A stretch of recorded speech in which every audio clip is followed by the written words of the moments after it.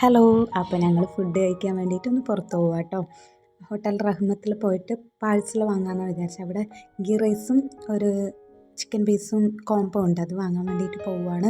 അപ്പോൾ എനിക്കന്നൊരു എക്സാം ഉണ്ട്, അതിൻ്റെ ഒരു ടെൻഷനൊന്നുമില്ല. ഫുഡ് കഴിക്കാൻ പോകുമ്പോൾ എന്ത് ടെൻഷൻ, ആദ്യം ഫുഡ് എന്നുള്ള ഇത് വന്ന്. അപ്പോൾ ഞങ്ങൾ അവിടെ പോയപ്പോൾ ഞങ്ങളുടെ പ്ലാനായി മാറി. ഗീ റൈസും ഫ്രൈഡ് റൈസും ഫ്രഷ് ലൈമൊക്കെ ഓർഡർ ചെയ്തിട്ട് അതിന് വേണ്ടി വെയിറ്റ് ചെയ്ത് നിൽക്കാം കേട്ടോ. അധികം വെയിറ്റ് ചെയ്യേണ്ടതൊന്നും വന്നില്ല, പെട്ടെന്ന് തന്നെ കിട്ടിയിട്ടുണ്ടായിരുന്നു.